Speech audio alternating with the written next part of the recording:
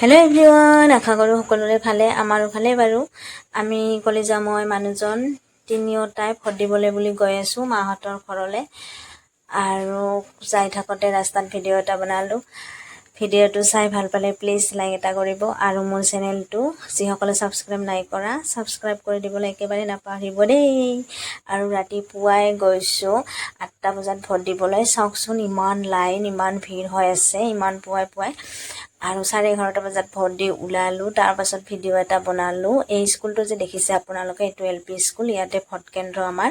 আৰু স্কুলখনতে মই ক্লাছ 1ৰ পৰা 4লৈকে পঢ়িছিলোঁ। তেতিয়া ক্লাছ 4লৈকে আছিলে, এতিয়া 5লৈকে হৈছে। আৰু স্কুলখন আগতে ইমান উন্নত নাছিলে, এতিয়া বহুত উন্নত হৈ গ'ল।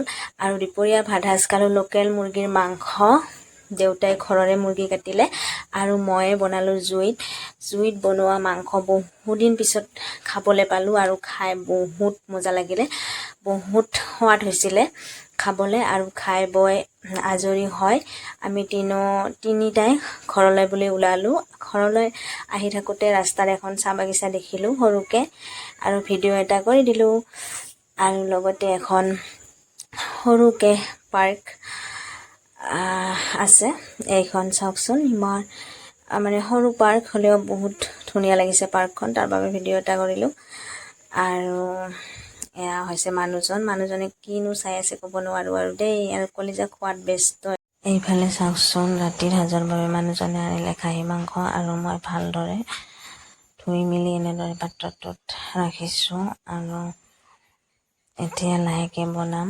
মাংস বনাবৰ বাবে লগতে লৈছোঁ আদা, নহৰু, শুকান জলকীয়া, গোটা গৰম মছলা, তেজপাত, পিঁয়াজ, আৰু আদা, নহৰু, গোটা জিৰা, গৰম মছলা ধুনীয়াকৈ গোটেইখিনি তাত পিচি লৈছোঁ।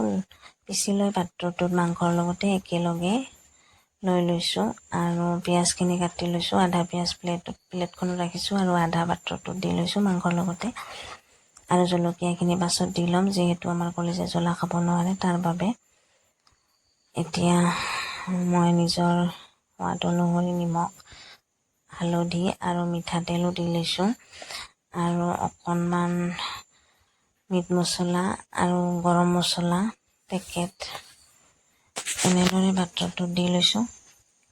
আৰু ধুনীয়াকৈ মই এনেদৰে হাতেৰে গোটেইখিনি মিহলি কৰি ল'ম। এতিয়া মোৰ মিহলি কৰা হৈ গ'ল, আৰু লাহেকৈ মই বনাম। আৰু এতিয়া কলিজা আমাৰ বহুত উৎপাত কৰি আছে। কলিজা মাংস খাবলৈ বহুত ভাল পায়, কেতিয়ানো হ'ব মানে। কলিজা মানে মাংসৰ বাবে বহুত এক্সাইটেড হৈ আছে আৰু খাবলৈ। এয়া কেৰাহী গৰম দিছোঁ গেছত, কেৰাহীটো গৰম হৈ গ'ল। এতিয়া মই নিজৰ জোখত দি লৈছোঁ মিঠাতেল। মই অকণমান মিঠাতেল দি লৈছোঁ, যিহেতু আমি তেল নাখাওঁ বেছি। আৰু এতিয়া দি লৈছোঁ পিঁয়াজ, তেজপাত গোটেইখিনি দি লৈছোঁ, আৰু ভালদৰে মই হেতাখনেৰে ধুনীয়াকৈ লৰাই ভাজি থাকিম। এয়া ভজা হ'লে আৰু কালাৰ আহিব ধৰিছে। এতিয়া পিঁয়াজখিনি ভজা হৈ গ'ল, মই দি লৈছোঁ মাংসখিনি। এতিয়া ধুনীয়াকৈ হেতাখনেৰে লৰাই মাংসখিনি ভাজি থাকিম।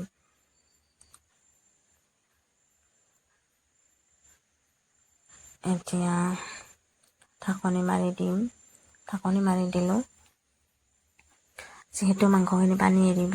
এতিয়া ঢাকনিখন আঁতৰাই দেখিলোঁ মাংসখিনি ধুনীয়াকৈ পানী এৰিছে, চাওকচোন। এতিয়া আকৌ ঢাকনিখন মাৰি দিম, যিহেতু পানীখিনি শুকুৱাব লাগিব। এতিয়া পানী শুকুৱাইছে, তেল ওলাইছে, মাংসখিনি ইমান ধুনীয়াকৈ তেল ওলাইছে। এতিয়া মই পানী দি লৈছোঁ মাংস সিজিবলৈ।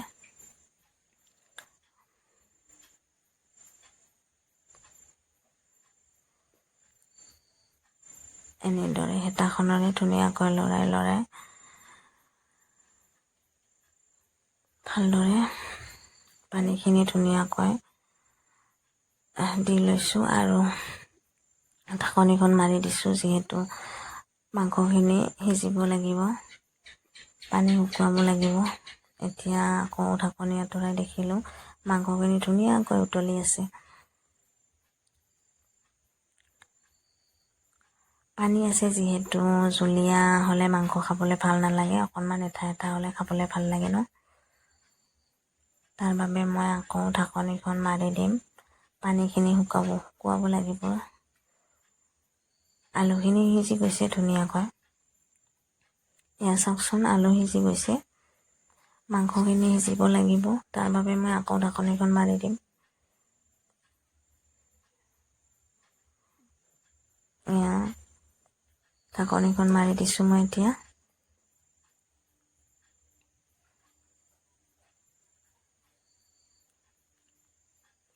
আকৌ ঢাকনিখন আঁতৰাই দেখিলোঁ পানী শুকুৱাইছে আৰু মাংস হ'বৰে হ'ল।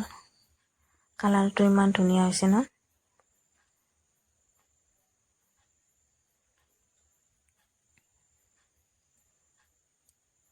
এতিয়া মাংস হৈ গ'ল। মাংসৰ কালাৰটো ইমান ধুনীয়া হৈছে, খাওঁ খাওঁ লাগি গৈছে ন। ভিডিঅ'টো চাই ভাল পালে শেষত লাইক এটা কৰি দিব। আজিৰ ভিডিঅ'টো ইমানেই আছিলে, বাই বাই।